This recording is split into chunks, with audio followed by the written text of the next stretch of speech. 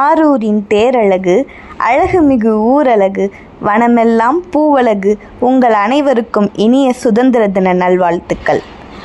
ஆடுவோமே பள்ளு பாடுவோமே, ஆனந்த சுதந்திரம் அடைந்து விட்டோம் என்று இந்தியா சுதந்திரம் அடைவதற்கு முன்பே மக்களிடையே சுதந்திர வேட்கையை மூட்டியவர். இந்தியா சுதந்திரம் அடைவதற்கு முன்பே சுதந்திர இந்தியாவை பற்றி கனவு கண்டவர் நம்முடைய பாரதி. ஆகஸ்ட் 15 இது ஒரு சாதாரண நாளன்று. பல பேர் தன்னுடைய இன்னுயிரை தியாகம் செய்து நமக்கான சுதந்திரத்தை பெற்று தந்த நன்னாளாக இந்நாள் இருக்கிறது. சாதி மத பேதங்களை கடந்து ஒவ்வொரு இந்திய குடிமகனும் சுதந்திர காற்றை கர்வத்தோடு சுவாசிக்கத் தொடங்கிய ஓர் இனிய நாள். நாம் சுதந்திரமாகவும் மகிழ்ச்சியாகவும் இருக்கும் அதே வேளையில் நம்முடைய முன்னோர்கள் நம் நலனுக்காக எத்தகைய துன்பங்களை அனுபவித்தனர். சிறைச்சாலைகளிலும் போராட்ட களங்களிலும் அவர் பட்ட கஷ்டங்களை எண்ணி அவர்களுக்கு நன்றி கூறும் நன்னாளாக இந்நாள் அமைகிறது.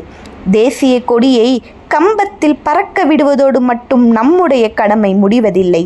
நம்முடைய எண்ணங்களும் சிந்தனைகளும் தேசிய கொடியைப் போலவே உயர்ந்து பிறந்திருக்க வேண்டும் என்று உறுதி கொள்ளும் நன்னாளாக இந்நாள் இருக்கிறது. கத்தியின்றி இரத்தமின்றி யுத்தம் என்று வருகிறது என்று கூறினானே கவிஞன். இந்த வரிகளை கேட்டால் நம்மை சிரிக்கலாம். ஆனால் அன்று அவன் கூறிய யுத்தத்தில் ஒரு பக்கத்தில் இருந்தவர்கள் மட்டும்தான் கத்தியின்றி இருந்தனர் என்பதை நாம் மறந்துவிடக்கூடாது. தன்னுடைய 7 வயதிலேயே எழுத்தாணியை பிடித்து கவிதை எழுதத் தொடங்கினானே எட்டயபுரத்தான். அவன் தன்னுடைய வாழ்நாளில் பெரும்பாலான நாட்களை சுதந்திர போராட்டத்திற்காகவே செலவழித்தான். அவனுக்கென்ன தலையெழுத்தா? நம்முடைய தலையெழுத்தை மாற்றவே அவன் அன்றைக்கு வதைப்பட்டான். இப்படியெல்லாம் அன்று அவன் துன்பப்பட்டது யாருக்காக? அவனுக்காகவா? இல்லை, நமக்காகவும் நம்முடைய தலைமுறைக்காகவும் தான். உண்மையான சுதந்திரம் என்றால் இதுதான் என்பதற்கு எடுத்துக்காட்டாக கவிஞன் மிக அழகாக கூறியிருக்கிறான். சோர்ந்து போய் வீடு திரும்புகையில் தழைக்கோதி மடிசாய்க்க ஒருவர் இருந்தால் போதும், வாழ்க்கையை வென்றிடலாம். அந்த ஒருவர் பெற்ற பிள்ளைகளுக்காக தாய் தகப்பனாக இருக்கலாம், அல்லது தாய் தகப்பனுக்காக பெற்ற பிள்ளைகளாக இருக்கலாம். ஆஹா, இதுதானே உண்மையான சுதந்திரம் அல்லவா? அக்கா வந்து கொடுத்த சுக்கா மிளகா சுதந்திர கிளியே என இக்கால கவிஞர் ஒருவர் மிக அழகாக கேட்கிறார். உண்மைதானே? நம்மால் காசு பணம் கொடுத்து நம்முடைய சுதந்திரத்தை மளிகை கடையிலே வாங்க முடியுமா? அல்லது பொன்னை போல வைரத்தை போல நம்முடைய சுதந்திரத்தை நகைக்கடையிலே வாங்க முடியுமா? சுதந்திரம் என்பது மனிதனுடைய மூச்சு போன்றது, விலை மதிப்பற்றது. நேசம் கொண்ட தேசம் போற்றும் பொன்னாளில் சமுதாய ஒற்றுமை காப்போம், சரித்திரம் படைப்போம்.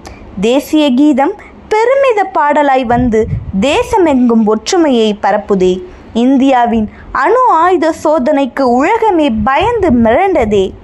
வீரத்தின் அடையாளத்தை எல்லையில் காட்டி நாட்டை காக்கும் இராணுவமே, தன்னுடைய உயிரை பணயம் வைத்து மக்களின் உயிரை காக்கும் இராணுவத்தை என்றும் மறக்காமல் போற்றுவோமே.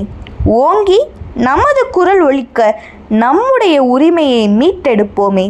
சுதந்திரத்தை நினைத்து துள்ளி குதிக்கிறோமே, சுதந்திர போராட்ட தியாகிகளை நினைத்து பார்ப்போம்.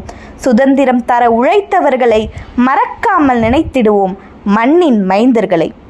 பெற்ற தாயும் பிறந்த பொன்னாடும் நற்றவ வாயினும் நனி சிறந்தனவே என்னும் பாடல் வரிகளுக்கு ஏற்ப நாம் இந்தியர்களாகிய நாம் நம்முடைய சுதந்திரத்தை பேணி பாதுகாப்போம் என்று கூறி விடைபெறுகிறேன். நன்றி.